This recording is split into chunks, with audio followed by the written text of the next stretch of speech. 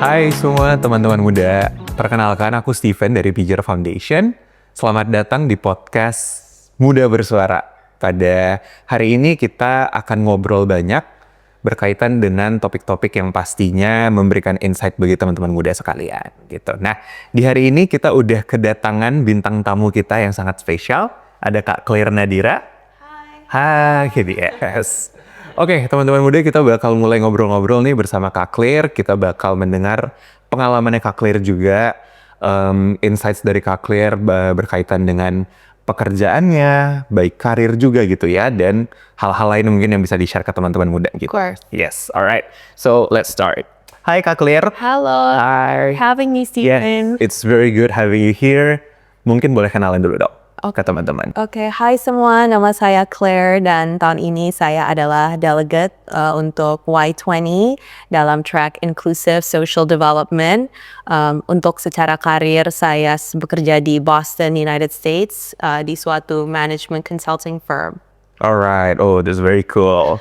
Mungkin aku juga mau cerita sedikit ya terkait dengan backgroundnya Kak Claire nih. Nah, untuk teman-teman yang mungkin belum tahu, Kak Claire Nadira ini atau biasa disapa dengan Claire adalah lulusan MBA dari Harvard Business School dan adalah satu-satunya perempuan Indonesia yang duduk di Board of Women Student Association yang merupakan adalah organisasi kepemimpinan perempuan terbesar dan paling bergengsi di Harvard. Oh, so that's very cool. And beforehand, Kak Claire juga meraih gelar sarjana dari Brown University. Is that correct? Yeah. Alright. Lulus dengan predikat magna cum laude, GPA 4.0, dan terpilih sebagai anggota Phi Beta Kappa. Can you tell me a little bit about that? Oh, Phi Beta Kappa ada ya. Yeah. Jadi di Amerika itu ada semacam honor society lah namanya Phi Beta Kappa. Jadi sangat selektif. Jadi yang dipilih itu it's actually the most prestigious honor society in the United States. Jadi membersnya itu biasanya menjadi presiden Amerika atau banyak sekali Nobel laureate seperti itu. Oh, that's very good. That's very good. And was it hard to get into that Iya, society? jadi anehnya itu untuk Phi Beta Kappa kita nggak bisa apply gitu, Steven. Jadi malah kamu langsung dipilih. Jadi jujur berdasarkan merit gitu. Jadi one day you just get a letter. Oh, really? Congratulations, iya seperti gitu. Makanya jadi kalau maupun dulu aku nggak tahu gitu. Maksudnya caranya bagaimana, hanya tahu it's apa ya bilangnya, melalui nilai dan prestasi. Lalu entar itu lebih kayak dari sekolah kamu atau profesor-profesor kamu yang menulis suatu kayak recommendation letter dan ya jadi it's a black box lah gitu. It's a black box. Yeah. Oh, okay. So there are chances juga berarti ya kayak you didn't get. Yeah, of course. Karena ini bukan application process itu, ya. Oh, and how is it like when you get the letter? Ya pasti tenang lah, ya. Dan aku taunya tuh di di tahun keempat aku kuliah, ini sebelum aku lulus. Ya. Oke. Oh, it's very good. Probably for teman-teman muda later on yang pengen coba sekolah di luar negeri misalnya gitu or US, yeah, you might probably heard about that gitu ya. Alright. Okay, so Kak Claire, how was your week? How was your weekend? Like Week we is had good. a long weekend kan Yeah. kemarin. Weekend is good. Biasanya kalau hari Minggu aku sukanya lari. Steven, you like to run? Yes, Lo suka run as well.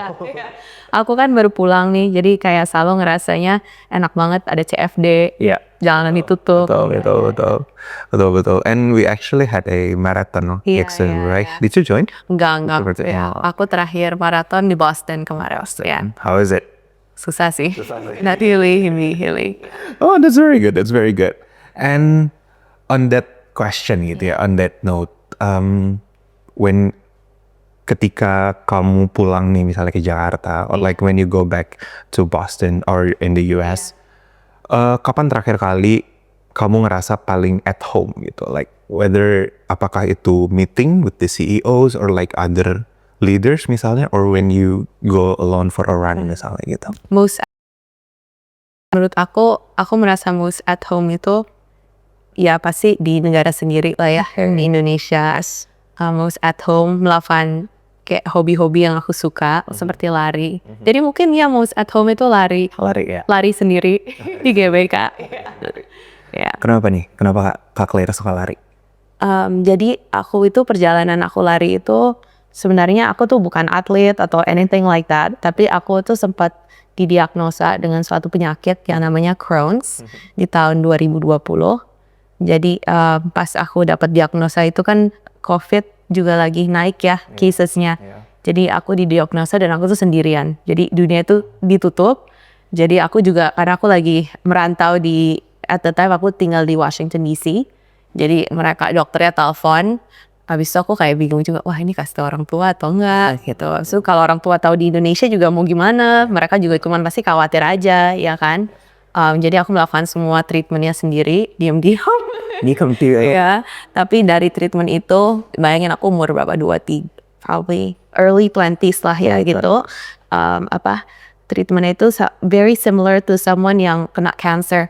Jadi rambut aku botak gitu kan, and then jadi you're very weak, jadi nggak bisa jalan lagi. Jadi di masa-masa itu aku merasa kayak wah I need to have big goals gitu. Dan salah satu big goals aku di masa itu adalah kerennya kalau misalnya aku bisa lari a marathon gitu. Karena aku lihat di TikTok by the way kayak ya udahlah mau coba gitu. Jadi itu adalah awal dari perjalanan aku mau lari sih sebenarnya. Jadi kayak you always need goals in your life, and that was a goal that I had. Oh, that's good. That's good. And if I may ask, Yeah. like when you get the diagnosis, Yeah. Apakah, like of course I know you felt very sad and everything, but like ketika itu semua the world was shutting down back then, right? Itu gimana in terms of support system? Like do you have your friends maybe back there in the US who helped you, or can you tell? Jadi that period was mungkin ini sangat relatable untuk semua orang yang kayak bucin-bucin juga ya. Jadi kronologisnya itu tanggal 14 Februari aku putus. Valentine's Day. Beneran ini cerita paling sedih ya. Jadi tanggal 14 aku putus gitu kan. Tapi pas putus tuh masih nggak apa-apa. Habis itu tanggal 15 si dokternya tuh telepon. Habis itu aku mendapatkan the bad news lah gitu. Dan aku inget banget pas aku ditelepon, aku tuh bukan malah takut kayak wah ini gimana ya gitu. Aku malah wah kayaknya gue bakal mati sendiri deh. Dan dunia kan udah it was shutting down kan. Jadi juga maksudnya aku juga I think at the time, dan this is why I think inclusion is very important ya. Jadi karena kan yang kena pertama itu sebenarnya bukan fisik aku, tapi itu mental aku kan. Tapi mungkin karena aku di Amerika, dan di Amerika itu kan mental health itu sesuatu yang lebih normalized lah gitu kan. Jadi di masa-masa itu ketika aku tidak mempunyai keluarga aku physically present di sana, ataupun teman-teman aku kita nggak bisa ketemu, karena kan inget gak dulu ada kayak social bubble. Dan social bubble aku tuh dulu karena aku tinggal sendiri dan dunia sudah shut down, it's just me, myself, and I. Tapi aku ada support, maksudnya melalui like this mental health, aku bisa, I sought help gitu, I sought therapy untuk mencoba menerima keadaan dan situasi juga gitu kan. Jadi aku sangat berterima kasih karena hal itu sangat normalized dan ada aksesnya juga kan. Jadi melalui asuransi gitu. Jadinya di masa-masa yang cukup sulit itu, I realized that I had the support system dan juga the help to at least to start grappling with realita baru aku itu. Alright, okay, that's very understandable. Yeah. It was very hard ya. Iya pasti lah. It was a tough time. Saya bayangin aja kalau misalnya umur 23 gitu kan, mikirnya apa sih, kayak dulu maunya kayak wah mau nabung, mau jalan-jalan, ya kan. Habis itu mau apa lagi ya dulu, kayak ya mau cari cinta kayak gitu tuh, tapi kamu tinggalnya di luar gitu ya kan. Ya jadi kayak maksudnya mimpi-mimpi aku itu harus sangat-sangat berubah ya dari mimpi yang seperti itu. Lalu mulai memikirkan hal-hal yang jujur di dalam hidupku aku nggak pernah mikirin. Iya kayak sekarang kan aku harus I had to fight for my life gitu kan. Karena what you have to understand is dengan kondisi aku itu, the problem was that jadi kan usus aku itu sangat inflame. Jadi yang kalau sangat inflame itu bayangin kayak Steven usus kamu tuh banyak sariawannya gitu loh. Oke. Tapi masalahnya kalau ada usus di sariawan, what happens is belum ada cure-nya sampai sekarang. Jadi terlalu sariawan, ususnya tuh harus dipotong. Kalau ususnya dipotong, ntar kamu pakai kayak semacam stomach bag gitu, dia ditaruh di perutnya gitu, namanya stoma. Dan aku tuh sebagai umur 23, aku tuh takut banget. Tapi yang aku takut tuh lebih kayak, wah gila, ntar temen gue ketemu, gue bawa plastik, iya ini gimana ya gitu kan. Maksudnya again kalau didengar sekarang I sound absolutely crazy gitu. Tapi as a 23-year-old itu adalah prioritas hidup aku. Iya jadinya ya itulah, that is the irony of life. The irony of the disease. But when you get back, like ketika sudah pulang ke Indo misalnya, or when was it you eventually tell your family perhaps regarding the disease? Jadi aku udah pas dunia sudah mulai mereda ya. Jadi aku juga udah punya kata-kata yang benar lah untuk explain situationnya gitu kan. Karena aku juga at the time aku nggak tahu ini penyakit apa gitu. Tapi mereka juga tahu bahwa aku mempunyai support system di US dari medical care yang gampang gitu kan. Karena again menurut aku ini adalah kenapa I think my lifelong purpose will always be about inclusion. Karena kan kalau orang dengar inclusion itu, sebenarnya inclusion is not just about female, male, it's also about access misalnya to healthcare gitu kan. Sebagai anak umur 23 at the time, kalau ngelihat medical bill mahal sekali ya. Tapi yang aku merasakan, dan kalau kita mempunyai infrastructure yang benar ya, itu when I was in the US, aku ke rumah sakit is all cashless gitu, ya kan. Jadi aku nggak pernah harus takut gitu, karena aku tahu I will be taken care of gitu. Jadi dengan support dan pilar-pilar support system seperti itu, I felt like I could get better gitu. Jadi aku nggak pernah harus takut gitu sih. Okay, that's very good. We're talking about inclusions, infrastructure, as you mentioned earlier, male and female gitu. Now, I wanna ask you, like sebenarnya Kak Claire ini udah berapa lama berada di US? Iya. For how many years? Bisa cerita sedikit sih. Jadi aku itu mulai merantau ke Amerikanya itu untuk S1. Jadi aku S1 di Brown. Jadi itu tahun 2015. Habis itu di tahun 2019 aku lulus. Lalu I took my first job di Washington DC. Ya. Kalau orang nanya kenapa sih mau di Washington DC? Karena zaman dulu, Steven tahu gak ada show namanya Scandal? Yeah, I know that show ya. Iya kan dulu ya namanya tinggal di Jakarta ya, aku tontonannya itulah ya. Jadi aku punya mimpi zaman dulu kayak wah kayaknya Washington DC keren deh. Padahal kesana juga gak pernah. Nah jadi aku kepengen banget kerja di sana. Gak ada alasan yang aspiratif lah gitu ya. Ya cuman kepengen kayak Olivia Pope adalah karakternya ya. Jadi aku pindah ke DC, kerja di sana. Lalu di tahun 2021, end of 2021, lalu aku sempat pindah juga ke Italy, Rome. Itu ada kesempatan untuk kerja di United Nations World Food Program. Jadi juga karena salah satu mentor aku, and I think this is a really important topic too, mentorship kan, apalagi sebagai perempuan, mentor aku itu mendapat juga kesempatan untuk do a COVID response task force lah seperti itu. Jadi aku juga mendapat kesempatan untuk membantu di sana. A very eye-opening experience karena background aku itu kan selalu a very private sector heavy. Lalu dari UN itu aku apply juga abis itu untuk master, untuk S2, pengen sekolah lagi. And I went to Harvard. And then dari situ aku pindah ke Boston ya untuk kerja lagi. Okay, so that's the journey. That's the journey. Alright. Okay. Now, when we're talking about social inclusion, or like when we're talking about female participation, as a female Indonesian diaspora gitu ya, udah lama tinggal di US, how do you see like social inclusions itu, or like selama kerja di US? How does it change your perspective regarding inclusions? Inclusion.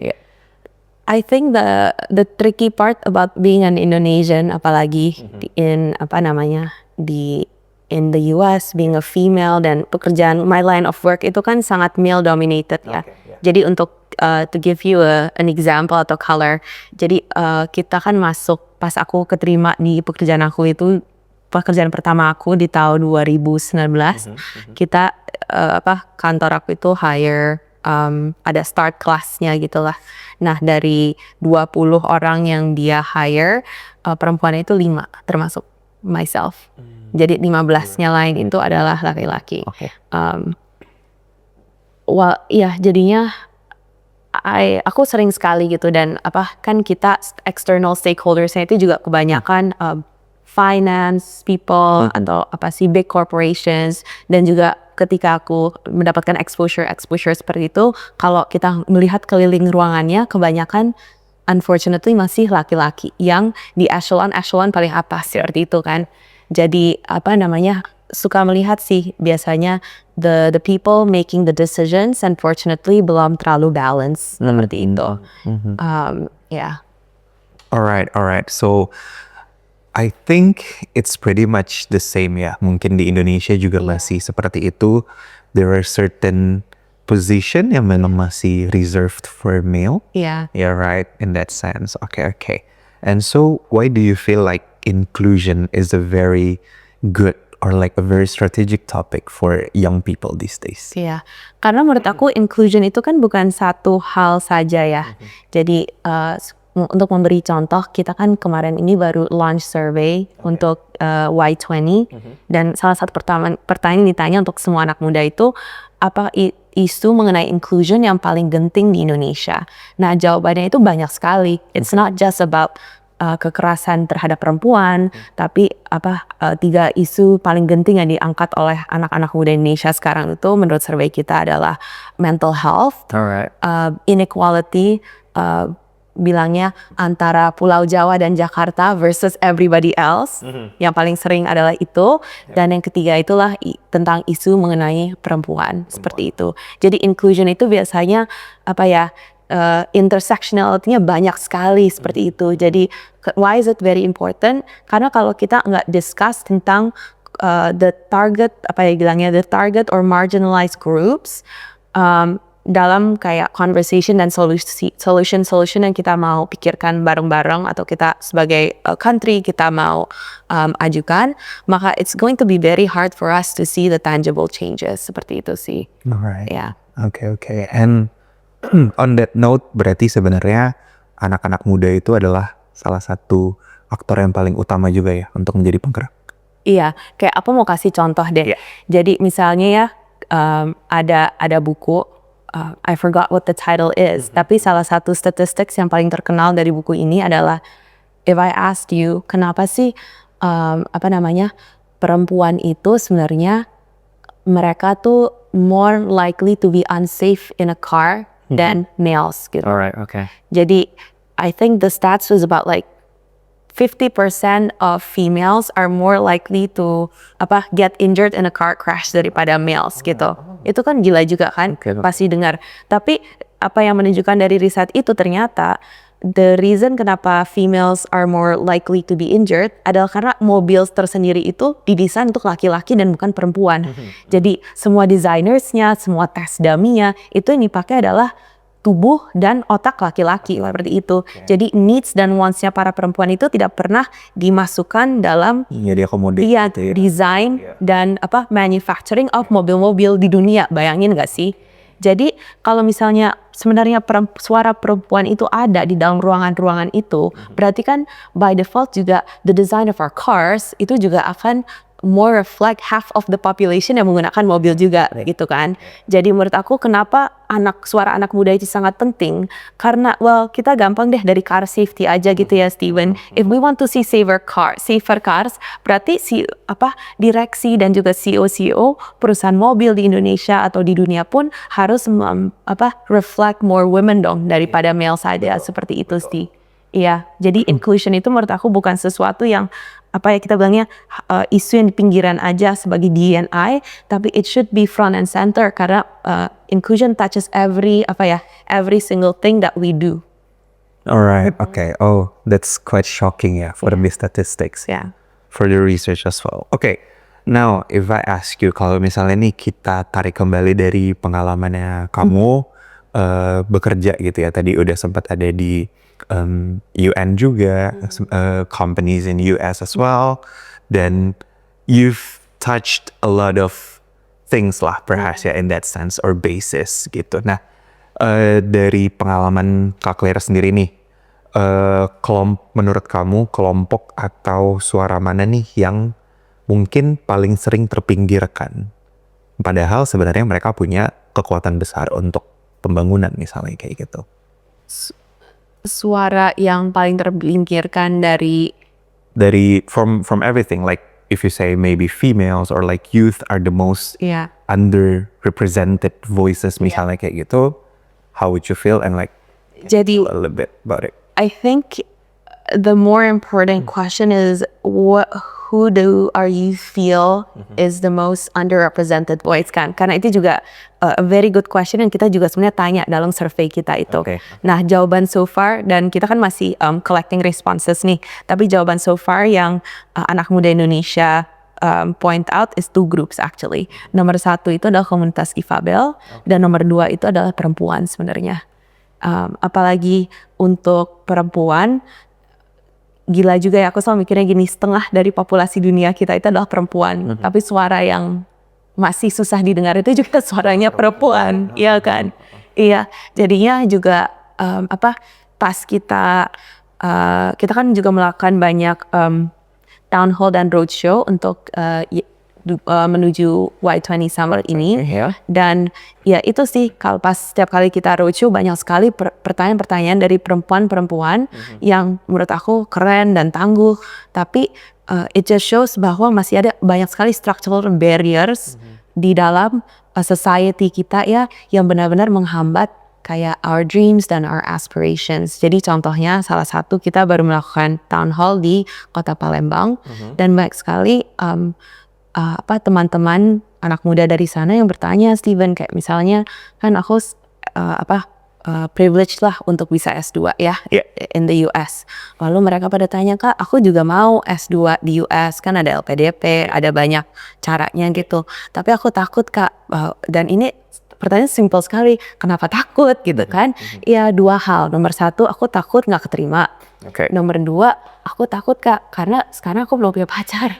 Waduh, masa gue ya tak? Kenapa? Pernah deh kayak gitu ya. Ya, so ngomongnya gini, oh ya Kak, karena kan kalau belum punya pacar, ntar takut kepinteran.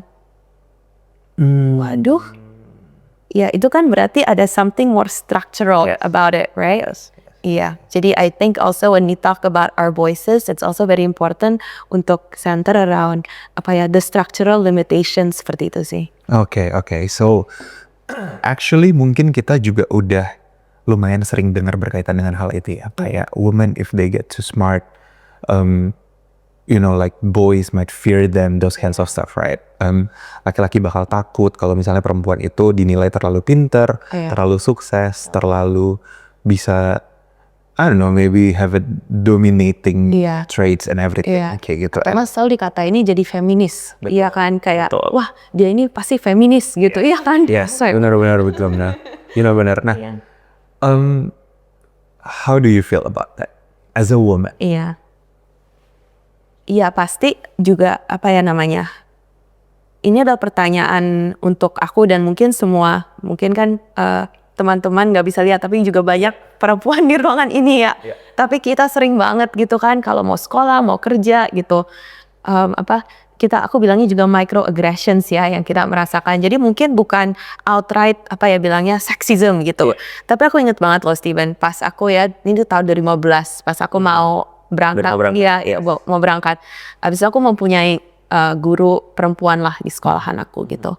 Dan guru ini menurut aku datangnya tuh dari tempat yang out of care and concern gitu lah ya. Dan dia datangin aku dan dia bilang, Claire, tapi ingat ya Claire, maksudnya ntar pas di sana jangan jangan kepinteran lah gitu. Oh, oke. Iya, karena ntar susah pas baliknya gitu kan. Jadi aku mungkin suara-suara itu tuh selalu ada gitu kan. Dan suara-suara itu jadi bikin aku juga kalau pertama kali aku inget banget di diskusi kelas gitu di Brown kan nilainya Steven, you have to understand kalau pas aku sekolah di luar itu 50%-nya itu partisipasi gitu loh. Kita harus diskusi di kelas. 50%-nya itu baru ujian gitu kan. Ya. Dan aku tuh selalu takut gitu. Karena di ruangan-ruangan itu selalu yang dominasi berbicara kan laki-lakinya ya gitu. Apalagi kan kelas-kelas yang aku ambil aku sukanya kayak political science, ya kan. Jadi jauh lebih keras. Jadi aku selalu merasa kayak do I even have the right to speak di dalam ruangan-ruangan seperti itu gitu. Susahnya seperti itu sih karena kan pasti ada suara-suara ya di belakang aku kayak wah ntar kalau aku ngomong is this appropriate, is proper gitu. Tapi ya itu adalah sesuatu yang menurut aku challenge untuk aku dan semua perempuan yang ada di Indonesia untuk untuk we have to cut the noise gitu kan. Karena right now at least structural barriers itu masih tinggi banget kan. Ya, dan kita harus melakukan itu dan makanya I'm a strong believer juga bahwa perempuan itu you need to have the choice. Kalau the choice to be able to work, ya kan, to earn a living. Karena kalau enggak kan you're always entrapped. True, that's very good. Dan bener banget menurut aku juga those voices itu memang pasti sering terjadi, sering didengar and like it's kind of like telling you to dim your light a little bit, right? In that sense. Dan menurut aku it's not just about dimming the light, tapi juga ada bilangnya, udah hampir di alam sadar kedua kita kan. Kalau ngomong juga sama teman-teman aja nih, secara casual kayak, udah pasti lu juga sering denger gak sih kayak udah paling lebih gampang merit aja deh happy. Kalau udah merit nggak usah kerja kan gitu kan. Suami kaya. Iya cari suami kaya aja iya. Tapi kan aku selalu mikirnya kenapa nggak kita aja yang kaya? Tahu. Girl bossing. Girl bossing gitu. Is anything wrong with that gitu? Iya kan. Tapi kenapa nggak kita normalize gitu sih menurut aku.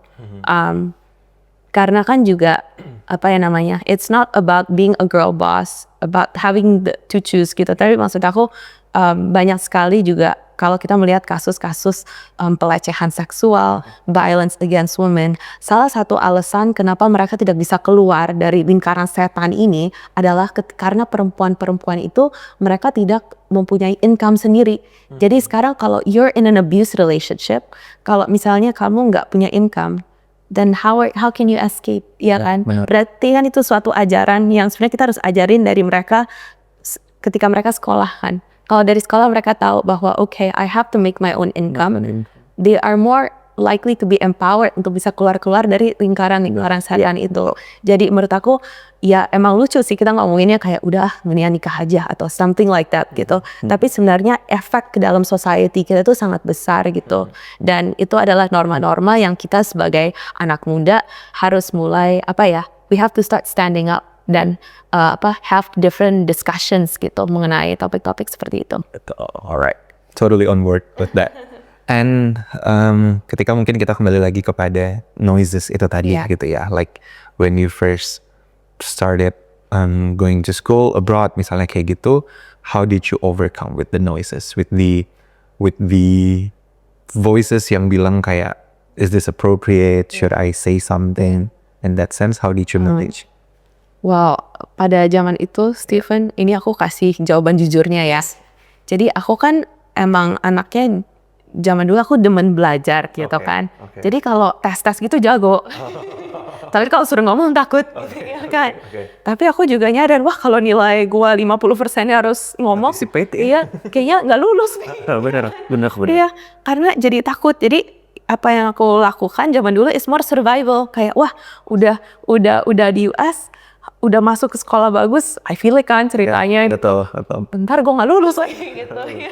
Jadi malam-malamnya gue nonton gitu, kayak gue ketik di YouTube gitu, how to speak in class gitu kan. Terus gue nontonin orang kayak ternyata kayak gini ya gitu. So then malam-malam kayak honestly, you know what I did? I would transcribe these like people I thought was really inspiring, was inspiring women and then I would just read it again and again and again. Jadi gue kayak ternyata begini ya gitu. Yeah, and so is it a very silly thing that I did? Yes, gitu. Tapi I think at some point how I broke it is because more of necessarily survival ya. Karena harus lulus seperti itu. Dan mungkin caranya itu very unconventional gitu ya kan. Tapi at some point I think when you start untuk aku kan jadi my role models at the time were these people I didn't know gitu kan dari YouTube, cuman orang-orang yang menurut aku very inspiring gitu. Tapi karena aku mempunyai role model seperti itu dan aku ada North Star-nya seperti itu sih. So you have this guidance gitu ya. Aku ada guidance terus kayak wah ternyata tuh I want to speak like her gitu kan. I want to be like her gitu sih. Jadi untuk pas aku ke kelas juga aku ingat banget ya pertama kali aku ikut kelas-kelas diskusi. Kan kalau orang Amrik tuh biasanya kalau diskusi tuh langsung bisa ceplas-ceplos gitu kan. Aku tuh udah aku udah tulis gitu loh. Aku mau ngomong apa. Nulis aja aku masih bergetar-getar gitu. Ini bener gak? Ini salah gitu kan. Tapi lama-lama because I had to do that every single class untuk lulus. Akhirnya kan itu juga kayak bilangnya habit ya. Akhirnya mulai terbiasa. Dari mulai kebiasaan juga jadinya mulai enjoy ya kan. Dari mulai enjoy jadinya udah aku bilangnya alam sadar kedua aku gitu untuk bisa melakukan hal itu. Tapi again itu bukan sesuatu yang natural that came to me, tapi it was something that I had to train. Practice. Alright. Good. And kalau misalnya kita ngomongin berkaitan dengan pekerjaan sendiri, like you might mention that you work in a rather male-dominated field right now, right? In the US. Yeah. Kayak gitu. And how do you speak your voice? Yeah. How do I speak my voice? That's a very good question. Well, I think I speak my voice in two ways. Number one, always demonstrate that ada kan term tuh tokenism ya. So, jadi kayak misalnya kayak kamu adalah perempuan di ruangan seperti itu. Tapi kan sebenarnya isu yang lebih penting itu karena kamu adalah perempuan di ruangan itu, apa yang kamu bisa melakukan dengan the privilege of you being in that room seperti itu. Jadi how do I speak my voice? I think number one is through the actions, right? Through my work itself. Jadi selalu ensuring bahwa pekerjaan aku yang aku lakukan itu dari kualitas, dari the total package itu harus excellent gitu loh. Jadi that's my number one rule gitu. Jadi kalau ada orang yang melihat kinerjanya, mereka nggak bisa ngomong kayak karena dia perempuan gitu loh. Jadi kinerjanya bagus karena kinerjanya bagus aja gitu. Dan nomor dua itu menurut aku sebagai perempuan in this very male dominated field adalah mempunyai the responsibility to also speak up when you see that something is not right. Jadi mungkin ya karena kan kita semua masih muda kalau kita bilang the ladder of our careers tuh masih jauh sekali ya kan. Tapi even in at our positions, we also have the responsibility to speak up when we see when something is not right gitu. Misalnya kayak ini contoh, jadi pernah deh aku melihat sesuatu yang ada perempuan gitu di tim lain atau seperti itu dan they were slightly disrespected lah gitu. Tapi ketika kita melihat hal itu kan kita bisa choose to stay silent atau enggak kita juga bisa choose to speak up gitu. Jadi raise that issue to the mentors in the office gitu. Tapi itu gampang sekali kan. Tapi untuk aku selalu bilang kayak then we have to choose to say something karena kalau misalnya I say something to the right people, jadi aku kan juga I'm starting to break the cycle. Kayak kita nggak bisa nunggu terus gitulah sampai dari atasan gitu yang untuk melakukan hal-hal seperti itu sih. Yeah. Alright. So in that sense, if you see something, say something ya. Exactly. Cool. Alright. And one thing that I highlight from your explanation was that as a female, as a woman kayak gitu, you would like to demonstrate your work, you lead by example. You give a good understanding towards people gitu ya terkait dengan okay, this is how I work because my work is good, then I deserve the appreciation mungkin in that sense kayak gitu. And you also mentioned about mentorship. Yeah. How does mentorship change you as a person? Yes. Jadi I think I am lucky enough where melalui sebenarnya mentor. Jadi lucunya gini ya, pas pertama kali aku masuk ke Brown, aku kan suka kayak baca ya ikut acara-acara ada speaker gitu atau enggak baca ngeliat di sosmed gitu kayak wah kalau perempuan butuh mentor gitu kan. Tapi at the time emang aku nggak punya mentor. Ya mentor aku sebenarnya aku bilangnya it's a one way mentorship. Jadi zaman dulu mentor aku adalah orang-orang yang aku nggak kenal tapi aku inspired aja gitu. Jadi kayak aku nonton video-video YouTube-nya, so kayak kalau aku ada misalnya pertanyaan misalnya one of my mentors yang aku nggak kenal sampai hari ini namanya Teresa Go gitu kan. Jadi dia itu kenapa aku mau sekolah di Brown tuh gara-gara dia. Karena dia sekolah di Brown at the time lalu dia kerja di management consulting firm lalu dia menjadi suatu investor perempuan yang menurut aku badass banget lah gitu. Jadi aku selalu Google aja gitu kayak misalnya aku lagi ada masalah A gitu, Teresa Go advice about X. Iya padahal gue gak kenal. Mentor gue. Ya, mentor gue nih, tapi kata mentor gue ini nih gitu kan. Jadi mulai mentorship journey aku tuh seperti itu sebenarnya. Jadi karena aku nggak tahu siapa-siapa, tapi making the best of your situation. Tapi setelah aku masuk ke dalam dunia korporat, aku mulai mempunyai mentor yang actually two way lah. Jadi sekarang udah mulai tahu. Ya. And I was lucky enough untuk kerja di perusahaan juga yang sangat structured. Jadi dari kantornya pun aku mendapatkan mentor-mentor, kita bilangnya formal mentors from the office yang juga membantu membuka wawasan seperti itu sih. Lalu menurut aku this idea of mentorship itu grew even more exponentially pas aku S2 jujur. Jadi pas S2 itu kan banyak sekali alumni perempuan juga ya yang lulusan Harvard seperti itu. Tapi aku belajar pun untuk mendapatkan mentorship itu kan banyak orang kira itu suatu program gitu ya kita apply habis itu iya kan tapi sebenarnya kayak you have to be you have to do hustle culture gitu loh. Jadi kebanyakan mentor-mentor aku itu sebenarnya Steven I just reach out to these random people. Jadi aku tulis email misalnya kayak hi Steven I've been following you gitu, I'm very inspired. Boleh gak sih kayak misalnya I get like misalnya 30 minutes of your time gitu. Iya. Dan aku percaya if there's 100 people you admire and you send 100 emails, masa 1-2 gak ada yang jawab nih? Exactly. Iya. Kayak even until today, I think I have sent si Ibu Teresia itu yang sampai hari ini gak tahu gue ya. Mungkin banyak sekali email nih dalam kehidupanku apakah gue tidak pernah dijawab? No, but I will still keep on trying. Gak ada salahnya. Exactly. Jadi menurut aku mentorship is like what you make out of it gitu.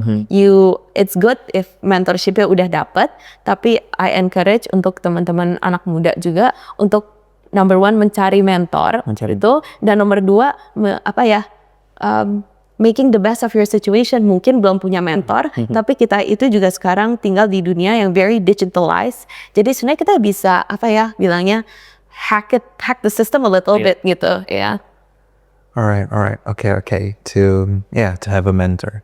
I absolutely agree, because as for me, memang mentorship program itu sangat-sangat membantu. But like for me specifically, I became a mentor a couple of times, but it's more of like to misalnya ada teman-teman yang masih SMA terus aku masuk kuliah in that sense, jadi lebih kepada mentor pendidikan, those kinds of stuff. But I did enjoy being a mentor in that sense. I did enjoy sharing a little bit of knowledge that I have, like having them asking me questions, that kinds of stuff, right? So it's very enriching in both situations. Makanya menurut aku dari anak muda tuh kebanyakan kita itu takut untuk reach out-nya gitu. Kan? Padahal kalau kita reach out sebenarnya chances are mereka mau jawab gitu kan. Cuman takutnya aja gitu.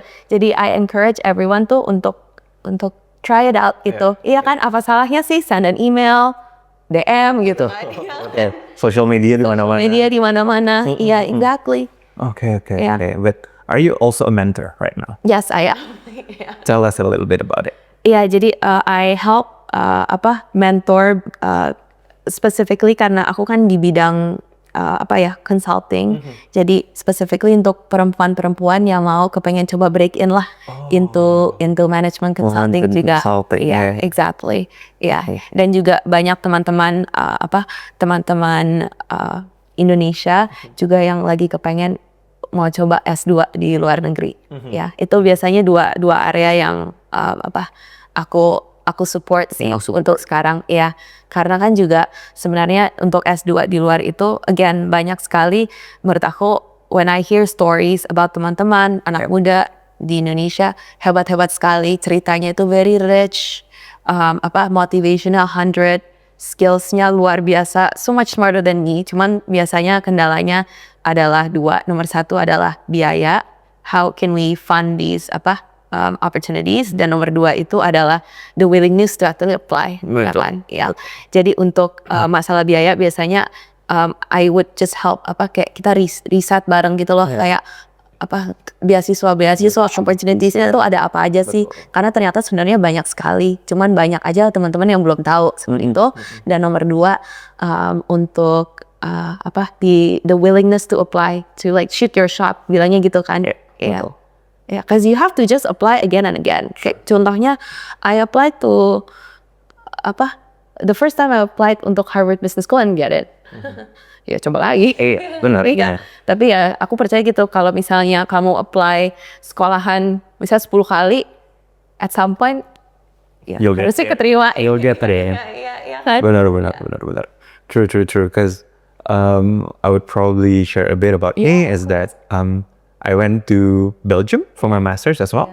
And so satu hal yang penting memang menurutku adalah keinginan untuk apply. Iya kan? Benar, karena we know that applying for schools, they have like rigorous application process. Belum lagi kalau misalnya kita datang dari Indonesia, we need to have these certain documents needed to be stamped and everything. It's a lot of process, but eventually, if it's something that you like, that you want to pursue, eventually kan mau juga, pasti mau kayak gitu, right? Iya benar sih, karena menurut aku dalam segala hal gitu ya Steven, mau pekerjaan, mau olahraga, kalau misalnya ada niat, itu pasti bisa. And there is a will, right?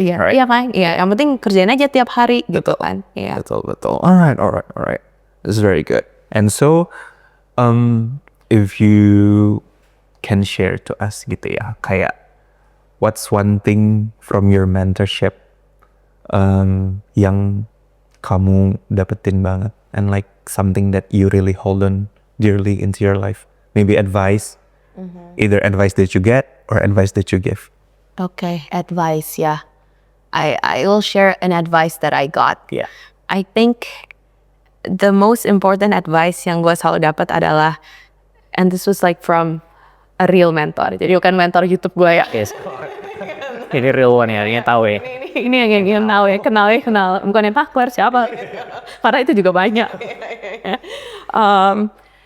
Is that you should never forget who helped you in your lowest. Alright. Karena banyak sekali menurut aku ya, kayak misalnya udah sekolah keluar, mendapatkan berbagai opportunity ini, tapi seperti kacang yang lupa kulitnya. Jadi kita nggak pernah balik lagi gitu.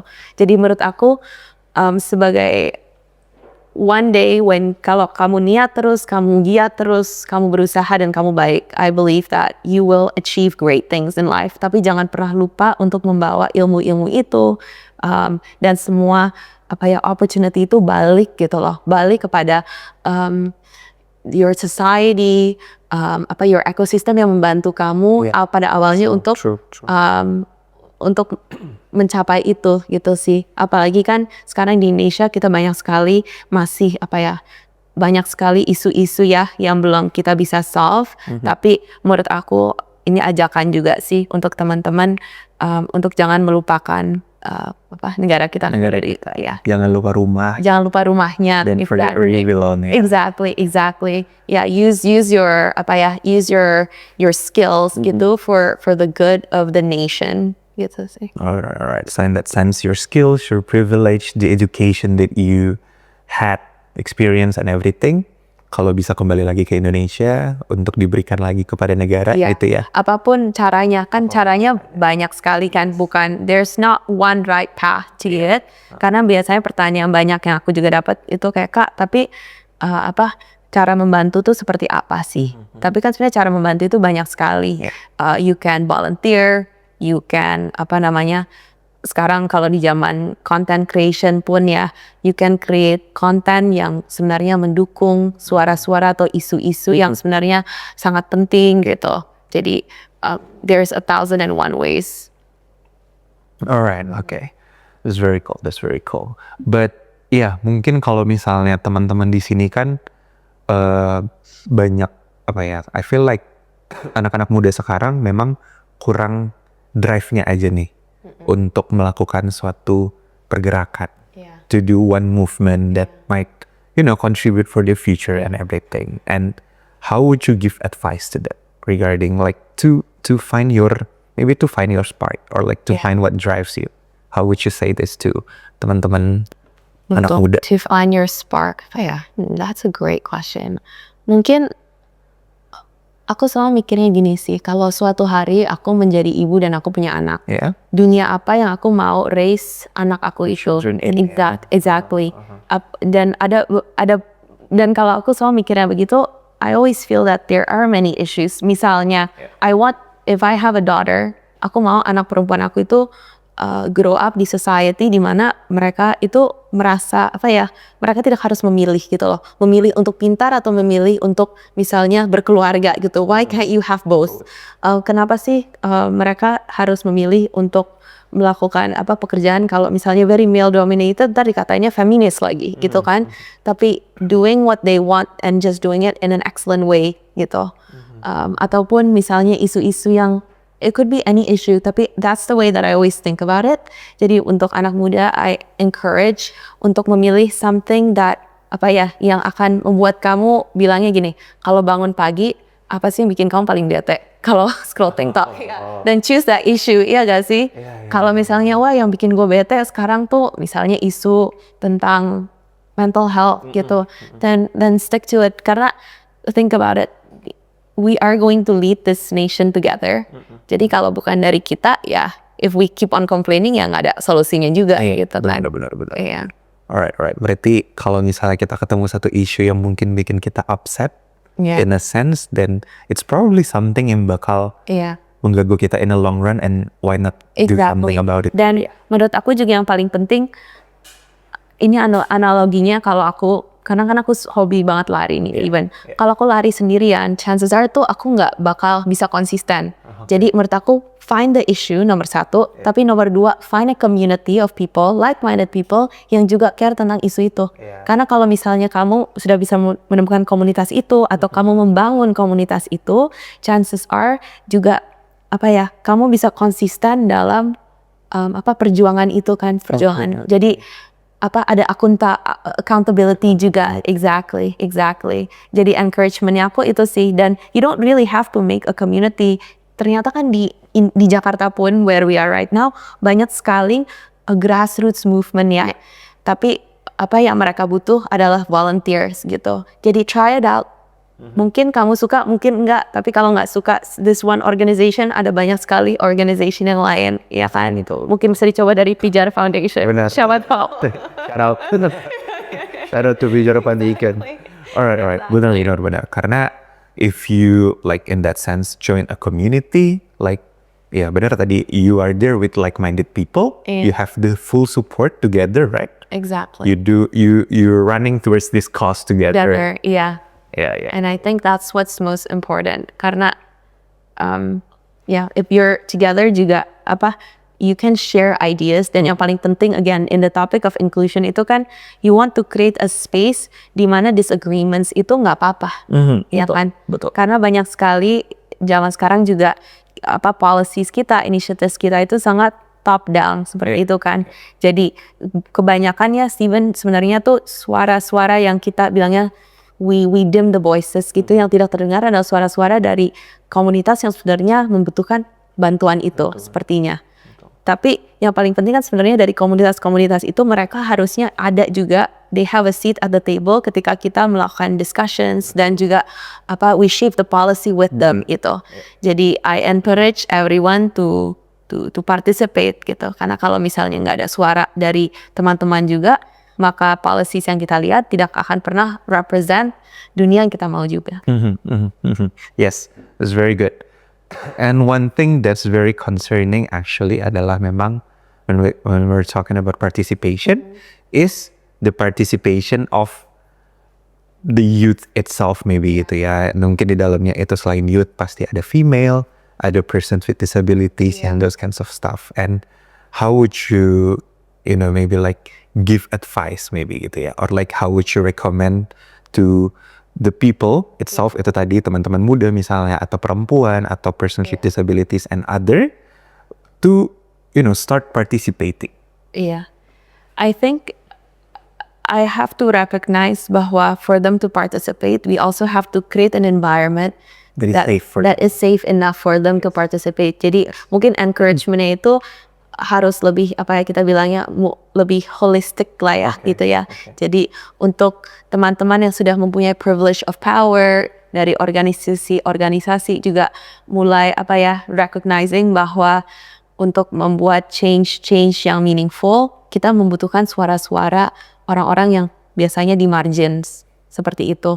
Karena juga menurut aku susah sekali untuk orang-orang yang di margins untuk bisa langsung masuk kalau tidak ada dukungan dari atasnya, seperti itu sih.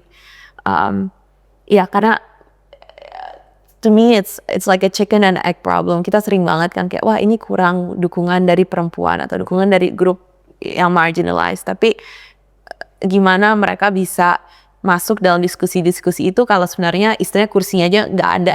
Ya, benar. Betul. Because for me, here in Pijar Foundation, I work a lot in the disability inclusion issues. So one thing that's very menjadi motonya mereka adalah nothing about us is without us. So in that sense, we cannot actually make a policy or like certain rules without involving them. Meanwhile, kita bikin policy tersebut sebenarnya buat mereka. So in that sense kan berarti sebenarnya suara mereka juga nggak didengar nih. Terus kayak lo bisa bikin policies buat kita misalnya, tapi lo nggak dengerin dari sisinya kita. Dan itu menurut aku sangat sering terjadi. Jadi I can give you an example. Jadi pas gua kerja di UN, kita kan mau memberikan ada inisiatif. Jadi untuk East Africa, kita mau membagikan infrastructure. Jadi infrastructure dalam bentuk kayak internet stability, terhadap kayak these like bilangnya hotspot locations lah, karena kan at the time banyak staff membernya itu juga bekerja secara virtual, jadi tapi kayak kurang support gitu. Tapi yang kita tuh tidak melakukan konsultasi sepertinya yang bottoms up. Jadi pas mau dibagikan infrastructure seperti better wifi connections, banyak orang yang ketawa gitu yang on the ground karena mereka bilang ngapain bagiin internet kak, listriknya aja di sini belum stabil. Ngapain router wifi ini gitu. Routernya mau diapain gitu kan. Cuman itu hanya menggambarkan sedikit saja sih. Jadi karena sebenarnya orang-orang the target demografiknya itu tidak ada dalam conversationsnya kita, maka solution yang dibuat sebenarnya bagus, tapi asal dibutuhkan dan penting questionable. Exactly. Karena kayak di fieldnya sendiri mungkin itu belum tentu memadai ya sebenarnya. Exactly. But from what we research mungkin segala macam. Okay. Now we're almost done. So do you have a word untuk teman-teman muda mungkin yang saat ini masih merasa kak aku pengen coba involve or like participate misalnya, tapi aku belum tahu harus start dari mana. Or like kak aku pengen mencoba involve di satu bidang misalnya, but I'm afraid I'm not good enough.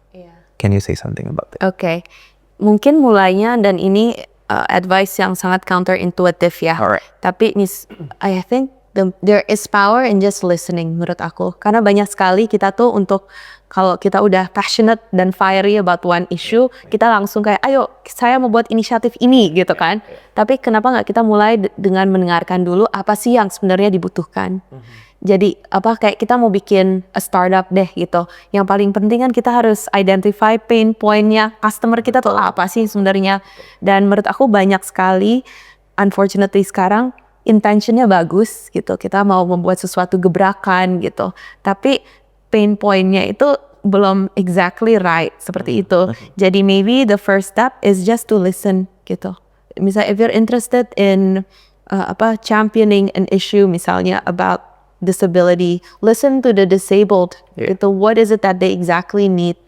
Dan menurut aku kalau you exactly know what they need dan kamu juga membawa mereka ke dalam diskusinya, maka solution yang kamu bikin itu yang kita bilang itu ada namanya regional champions-nya atau local champions-nya seperti itu. Iya.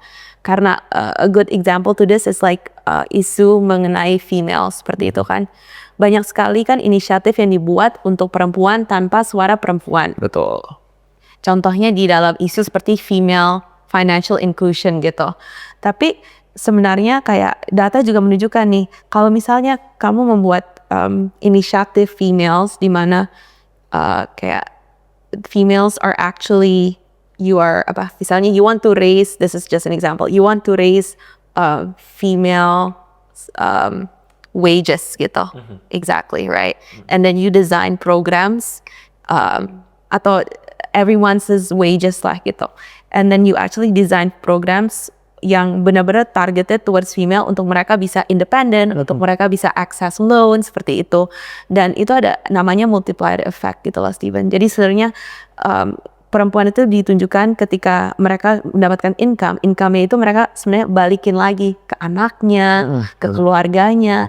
Jadi apa yang kamu lakukan seperti bilangnya kayak Rp1 yang dikasih ke perempuan, rupiahnya itu you amplify back to the society, seperti itu sih. Jadi itu kenapa sangat penting untuk having their voices heard, karena program-program yang paling sukses itu sebenarnya ada multiplier effect-nya ini yang kita jarang sekali bahas, tapi itu yang sangat-sangat penting sebenarnya dalam society kita. I see.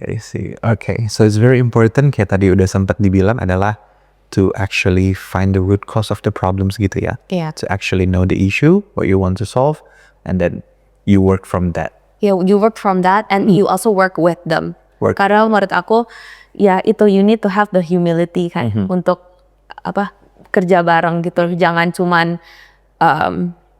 bilangnya ya jadi ajang foto lah gitu. Iya, benar-benar. Iya. Betul.